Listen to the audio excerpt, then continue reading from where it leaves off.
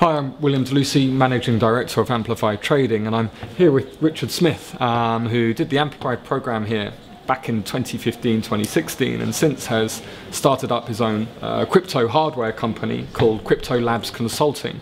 And it's been a very interesting couple of years for Richard since taking the Amplify program, and I wanted to bring him in back into our office to ask him, what does anyone need to know if they're going to get involved in crypto, what to be aware of, and also to give us his views of the industry. This short video is intended to be both an interview with an ex-trainee to see how what was taught can be relayed into the crypto world, but also for anybody thinking about this type of industry or getting involved in cryptocurrencies or blockchain, just the really starting points of advice, what they need to know. So we thought we'd help out with a free video course in line with that subject. So on that point, hello Richard, thank you very much for coming in and seeing us again. No problem. I know some faces have changed, but we're still here, I'm glad to say. Indeed. I wanted to get in touch with you because I'm really interested. I know since doing the Amplify program, even when you were here, you were involved in trading intraday in crypto, and you're the only one. And as you know, still at Amplify, you know, it's not been a default product for us. Of course, yeah. Back then, back in 2015, what was it that you could see, perhaps that other people couldn't see about this whole arena of crypto and blockchain? Sure. I mean, for me personally, it was the ability to be able to hold my own personal monetary funds and to cut out intermediaries like banks and building societies. So it was very powerful at that time. You know, if I had a friend in Argentina or a friend in America, if I wanted to send him $200, it's very easy. Logged on, he sent me his address, I sent him the money. And to me that was very powerful, and I was just like, you know, this is great. I don't have to ring up a bank, I don't have to give SWIFT codes, I don't have to do any of that. Nice, quick, easy transfer, and for small amounts then it was brilliant. And full credit to you, because I remember having this discussion with you back in 2016, I think, at the start of 2016, about sending money to Argentina. And you're saying, oh, this is a new way of doing it, it's really worth looking into. Sure. And like many people out there, I just didn't really get it enough or believe in it enough to get involved. So tell us, what are you doing now in terms of the hardware that you're providing, and what does it do? Of course, so with the price explosion of every cryptocurrencies versus fiat currencies, there is now a massive demand for mining hardware. And when I say this, mining hardware is the computers that we use to crunch the transactions. So if I want to send money from me to you, we would use a machine that would authenticate transaction, as it were. So it kind of replaces, say, a clearinghouse or like Western Union or something like that. So what we did is we set up a company in Singapore called Crypto Labs Consulting, offering mining hardware to retail customers. And we also had an arm of the business where we could effectively build these on a large scale for customers if they wanted it. Relatively simply, for the people watching this video, would you be able to talk about how does it fit together between blockchain and crypto, and then trading the cryptocurrencies and mining? How does it all fit? Okay, sure. So blockchain is the technology that effectively these cryptocurrencies use. So I like to think of it as a ledger. So if I want to send money from me to you, that transaction is recorded on a ledger. That is the blockchain, right? The Bitcoins, the Litecoins, the Ethereums are just the currencies digital assets that are using the blockchain to be able to send money. That's it, really. And talk to me about the mining then. So the mining, you know, if I send money from me to you, someone needs to authorize the transaction, because there's no banks involved, there's no, you know, SWIFT, and there's no Western Union. So the miners they basically just authorize the transaction. So it goes onto the ledger, and after a certain amount of time, it's written in stone into the ledger, that transaction is confirmed. So there's no false transactions. And is it for taking part in that ledger process? So if you have hardware that takes part in that transaction recording, does that then mean that you can get rewarded with Bitcoins? Is that the idea? Yes, so that's the incentive for the miners to do it, because you have to pay the miners a fee, a very small fee or a very large fee, depending on the digital asset that you're sending. So that gives the miners incentive to have these large mining facilities, and to be able to process the transactions between different people and different entities. So a miner doesn't get rewarded for cracking some kind of code, they're more processing transactions. Yes and no. I mean, it is effectively, you know, depending on the currency, because, I mean, I don't know how in-depth you want to get with it, but every different currency has a different algorithm that they use to crack the code on the ledger, as it were. So for some of them they get more, for some of them they get less. Okay, interesting. Now, one of the things that everybody knows about cryptos, certainly since September last year, is the price volatility. Sure. I think Bitcoin went from 2,000 to 6 to 10, up to 20, and then now back around 10. So it's incredibly volatile. Indeed. In any way, did the content that we covered here with Amplify in terms of behavioral finance or the psychology of risk, is any of that relevant to people if they're involved in trading this type of volatility? I mean, sure. My opinion is that with all markets, all charts are the same. They're red, they're green, they go up, they go down. So, you know, in terms of the psychological behavior, it's the same. You have news flow, you have certain, you know, external factors that will affect the price. And it's very, very similar. It's just that the underlying asset you're trading is different to something, say, gold, oil, S&P. So this big rally effectively started just after the last block reward. So every 10 minutes, the Bitcoin network puts out a reward of 12.5 Bitcoins. And that used to be 25 and it used to be 50. So the actual price started to move when the last supply was cut from 25 to 12.5. If that was the reason for the rally from November or September last year, what then has been the rationale behind the move from 20,000 to 10,000 in Bitcoin specifically? Well, a lot of it for me was a China ban. I mean, China loves banning cryptocurrencies. They've done it so often, but you know, in reality, can you still get Bitcoin in China? Yes, you can. So, I mean, that's one factor. The other factor for me is that we didn't have before was CME futures.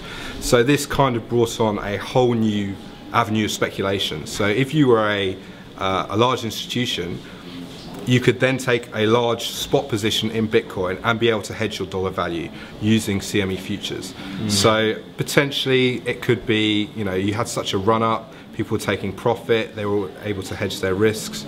I mean, you know, there's many, many scenarios and we can't really put our finger on it. So rather than those people that were long Bitcoin at the end of last year actually exiting their positions, what could have also happened is they were executing a short on the CME so they could hold their long position in a more hedged scenario. Indeed. I mean, yeah, that is one of many quantum possibilities what could have happened.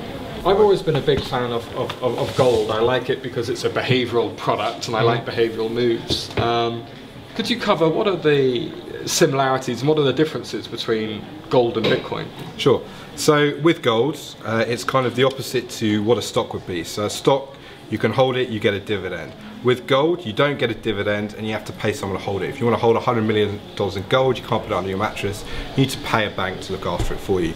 So with Bitcoin, same thing as with gold, you don't get a dividend, but there is no holding cost. So, I mean, there's a very small holding cost. You could buy yourself a hardware wallet and you can hold it yourself.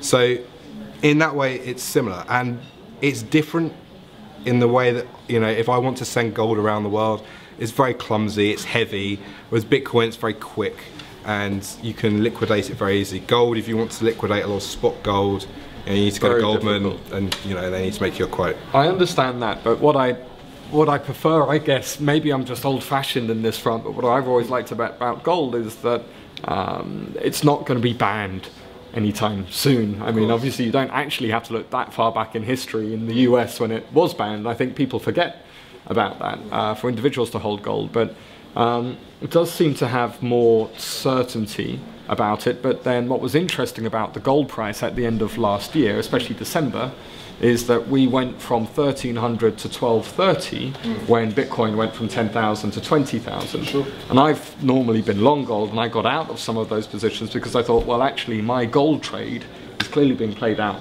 in Bitcoin. I'm on the wrong asset here, and that was quite interesting. And the thing is as well, is gold, you know, I can't go and buy myself a computer or a cup of coffee with a gold bar. No one's going to accept it. Bitcoin, you can. There are companies where you can get a Bitcoin debit card, you can load it up with Bitcoin, you can go in, you can buy a Starbucks, you buy yourself a computer, buy yourself a new suit. It's actually a third-party card provider. Ah, so it doesn't even need to be someone, Visa. It could just be Visa. Visa actually closed down a lot of, very recently, they closed down a lot of these Bitcoin cards. So, but MasterCard still do have, there are a few companies out there, so you can load a MasterCard card with Bitcoin and you can buy anything you want with it. That is interesting. Okay, so I guess my question is first of all just on blockchain, because for me as perhaps somebody that's a bit more cautious about this type of thing, I really like the technology behind blockchain. What I would want to know is how would I try and access this phenomenon? Is there a company that I could invest in, or is there perhaps small businesses in this area that are looking for funding that you could point into the direction? Or, you know, what if I didn't want to get involved in the currency itself, but I did in the technology, what would you recommend? In that case, what I would mainly look for is I would look for the companies that offer blockchain services. So like BitPay is a payment processor that basically you can put on your website. If you have a website that sells, you know, tea mugs or whatever, you put Bitcoin, BitPay in there, you can accept Bitcoin and other currencies. So I would look at the actual companies themselves that provide blockchain services, so exchanges, payment providers. Right. You know, there's lots of startups, very saturated market. Well, that does make complete sense, because if you believe in the industry, if you can find the leader of the pack involved in the blockchain industry and have exposure to their share price, then that's a way to be involved without actually touching the currencies. The other thing as well is you've got to think, with all these mining hardware providers coming out, a lot of people getting into mining, maybe we should be looking at AMD, Nvidia, Samsung. Samsung actually today said that they were going to be getting into the Bitcoin mining arena because they're the chip providers. So, you know, so that's another good area of speculation. So I actually know a guy who has a fund in Los Angeles.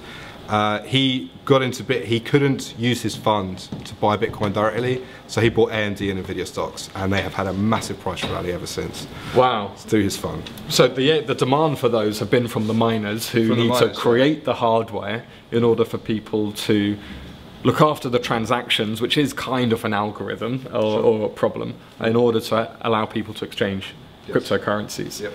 It's all coming together. Thank you very much. No Okay, a couple of other questions to finish up on. First of all, we've talked about how when you left Amplify, you started up a company, Crypto Labs Consulting. Yep. Talk to us a bit about that firm. What does it do? Where is it based? And who have you got involved working for you? Okay, so what we do is we effectively we provide mining hardware. So if you want to buy a cryptocurrency miner, you can come to us. You know, we will deliver you a fully made miner and help you with setup. We also offer for more bigger clients, more, you know, from commercial side, we'll actually assist you in building a farm. So assist you with cooling, renovation, and providing everything, networking, internet, everything. This is a company based in Singapore, and we have had incredible demand. So far we've built 5 farms out in Southeast Asia. Sorry to interrupt. When you say a farm, how do you define a farm? I would say a farm is, you know, just a lot of machines. So, you know, we discussed earlier actually privately that, you know, in the UK you could probably have about 10 to 15 miners in your house before all your breakers would flip and you wouldn't be able to use them anymore. So if you actually wanted to go above that and do it on a bigger scale, you need cooling because you need to get cold air in to keep the miners at a decent temperature. You also need to get the hot air out because they produce a lot of hot air. So, you know, that's what we do, and I would just say a farm is just where you get to the point where you're not running it in your basement, right. You're actually doing it on a, you know, industrial scale level. Very interesting, very interesting. So I assume there's more demand for this type of farm in cooler climates. Yeah, sure, but I mean, you know, Asia is also a very, very warm place, yeah, and it's more about getting the hot air out than it is getting the cool air in. So if you have decent industrial level suction machines, you can suck all the hot air out. So not necessarily cold weather, but cheap power. Cheap power. Okay. Cheap power and lots of cooling. I know people in the Middle East who do this, and it's very hot there. So. Right. Yeah, absolutely. But electricity's very cheap. Very cheap in the Middle East. Last thing to ask, and then this is sort of coming as a non-crypto professional, is that I guess since prices of cryptocurrencies, as well, certainly Bitcoin is nearly halved, it seems like there's some differences and fundamental views within the crypto community. And to us outsiders, could you just tell us, what are the competing views, and why is there a difference of opinion within the community? Sure. I mean, this is a story that's been going on quite a while. So I think to address this, we need to start somewhere else. So I'm going to start with Ethereum, which is slightly different to Bitcoin. It's more seen as a smart contract platform. Okay, so Ethereum did like an IPO, but it's called an ICO, initial coin offering. So they did an initial coin offering for something called the DAO, Decentralized Autonomous Organization. They did this a while ago, and it got hacked, and they lost approximately 10% of the supply of Ethereum. So the guys at the Ethereum Foundation went, we're not having this, right? We are going to fork the network, which is basically a change in direction. So we are going to fork the network, and those coins are no longer be valid on our new fork. So basically, the guy who hacked them isn't going to get 10% of our fund. So this happened, right, okay, and we thought because you're essentially going one way, you still have the original blockchain continuing, even though, the Ethereum Foundation went off on their own direction. So what then happened is that actually gained traction, and that's still a cryptocurrency today, Ethereum Classic, right? And that was the first fork of a major cryptocurrency. We call it fork, it's a network split. So in August of last year, we had a very similar thing with Bitcoin, and I very much see as what happened with Ethereum to be a prelude to what actually happened with Bitcoin. So in August, there was a sort of a lack of consensus, as it were, and a network split, right? Because of various competing ideologies over what Bitcoin is. Because, of course, in the beginning, it was created by a guy called Satoshi Nakamoto, and no one knows who it is. And he doesn't helmet, and so it's basically the early adopters and Blockstream, which is the development team who work on Bitcoin. And some of the early adopters had a bit of a falling out, so they both went their separate ways. And was that Bitcoin Cash? Bitcoin Cash, happened? yeah. Okay. So Bitcoin. So we've very much got two different kind of opinions on what Bitcoin is, and far be it from me to say which one is right and which one is wrong. But I can tell you about each. So Blockstream, the development team for Bitcoin, they very much see Bitcoin as a digital gold currency. So, it's slow, well, it's not slow, but it's harder to move around, it's more expensive to move around, and it's very much a store of value. Whereas the guys who started Bitcoin Cash want it to be a peer-to-peer currency. So they wanted quick transactions, low fees, and moving money around very quickly. So at the moment, that civil war's going on. It's creating a lot of divide in the community, and they both have very different approaches to how we scale Bitcoin. Like how do we get it to levels that we can compete with Visa and MasterCard and things like that. So that's very much happening at the moment. Really interesting. It's quite a different sort of fundamental ethos to what this opportunity should bring the world and bring consumers. So sure. I can understand why there's a split there. I asked you about how somebody would get into blockchain, and the answer was great, very, very clear. Look at companies that provide blockchain services and invest in those companies that you think comparable to, you said it's saturated, but if you can find the winners within that group, then that's definitely an interesting investment. So that's blockchain. Then we go on to trading crypto. Sure. So let's say you've got somebody who, and as you know, in Amplify, we don't do this. I find it interesting, it's an excellent behavioral exercise, and maybe we're wrong not to, but quite clearly by the fact that I'm asking these questions, I don't know enough to be involved myself. What would you advise somebody if they were thinking about trading into crypto? How would they start? What would they do? And what would be sort of step 1, 2, and 3 to getting going? Sure. In terms of trading cryptocurrencies, very much the same thing. You need to get out there. You really need to understand what you're buying. You really also, this is a very volatile market.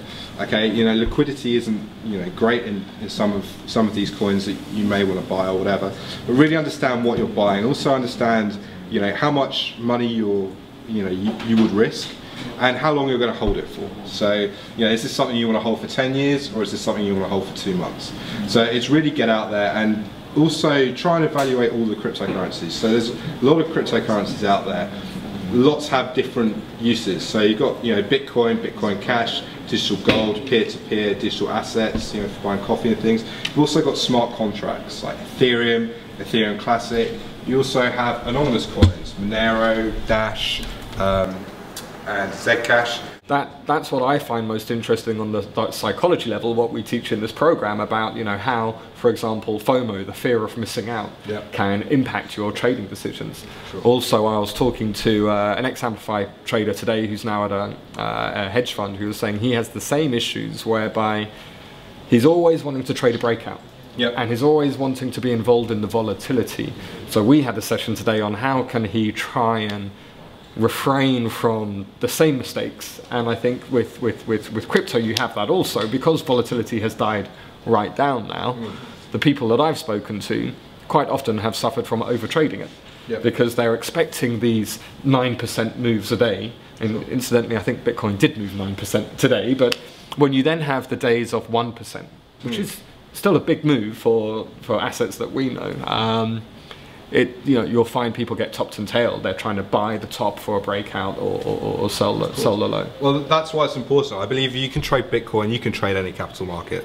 So, in the days where crypto isn't moving too much, you have all these capital markets. I mean, there's so many. You've got stocks, you've got, there's so much out there. There's plenty of charts you can go out there and find good setups to trade. So. Right. So it's almost like learning to run in sand, and then everything else should feel a little bit calmer. Indeed, yeah. What would you say is the worst part about being involved in crypto and blockchain? Sure. 24/7 market, I don't sleep. So that's probably the worst thing. The other thing is the exchanges, although they're getting better, there's no proper stops. So, I mean, they do exist, but, for example, on one of the exchanges, you can put a stop in, but if you put a stop in, you can't put a take profit in. So you've got to have one or the other.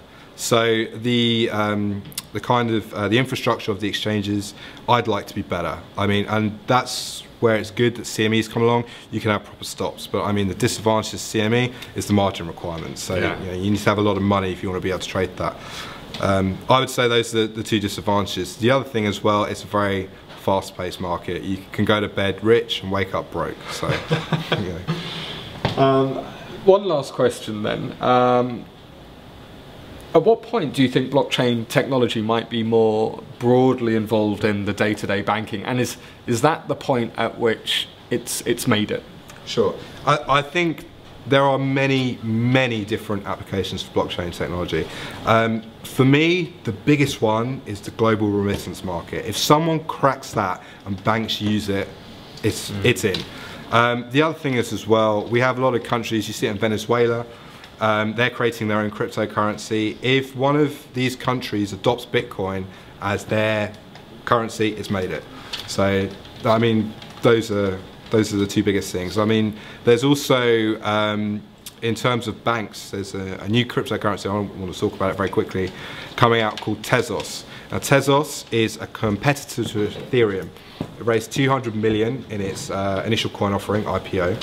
And it's written in a language called Camel, and Camel is the language that institutions use to send money between each other. So if the banks latch on to any smart contracts company, it's probably that one. Very interesting. I like how they're pitching themselves, writing in the language that they know will be more adoptable by the industry. Sure, and the people who created it actually used to work on Wall Street, so that only helps it, in my opinion. A lot of people, when they start looking at Bitcoin and cryptocurrencies in general, are worried about security and security of their asset. Could you talk a little bit about that and what you'd advise them? Sure. So earlier we talked about different exchanges. So if I buy Bitcoin and I hold it on Bitstamp, effectively, even though I trust Bitstamp because they're authorized and regulated by Luxembourg, essentially they actually hold my Bitcoin. I don't physically hold it myself. So rather than have a Bitcoin bank do it, you can buy a hardware wallet. And there's two main companies, Trezor and Ledger. So you can go and buy them, I think they're about $100 US, and you then plug it into your computer and you can send your Bitcoins onto this hardware wallet, and you actually control the Bitcoins by holding them on the wallet. I would recommend that if you were going to get in and you were going to hold for a long time, 1 year plus, whatever, that you would actually buy a hardware wallet and you would hold the Bitcoins yourself. Because at the end of the day, it's the same with anything, you have counterparty risk. If someone else holds it, they go bankrupt, I lose my money. It's that simple. And it's also it's an unregulated market. So if you have it in this hardware wallet, let's say, and you unplug it and put it in the attic, does that also mean it's really not likely to get hacked in any way? No, so with a hardware wallet, when you set it up, it gives you 24 random words, right? And those words are called your secret key. You have those 24 words, even if you break your hardware wallet, as long as you have those 24 words, you can get your Bitcoins back. Okay, that's understandable. That's a lot of passwords to remember, but yeah. It's a very precious cargo. Okay, well, thank you very much, Richard. Thank you for coming in to answer those questions, and I hope for anyone watching that interview, it gives them a bit more insight into this quite opaque, what it can seem like, industry. If you didn't before know your Tezoses from your camels, from your farms, from your blockchains, then hopefully that's cleared up some of the terminology. And really what I would like you to take away from this is those two things, is that there is a difference. There's the blockchain industry itself, which is the technology, and the advice being that you can look for company service providers who you think are doing a good job and have high growth rates in that area to invest in those companies. And then you've got the cryptocurrencies themselves, and this is very much get to know your own product, focus in an area that you're interested in before being involved, and of course, as we teach you here at Amplify, take the appropriate risk with appropriate risk management and behavior when trading volatility. So I hope you found that interesting. Richard, thank you very much for coming in. No problem. And goodbye from us here at Amplify Trading. Thanks for logging in.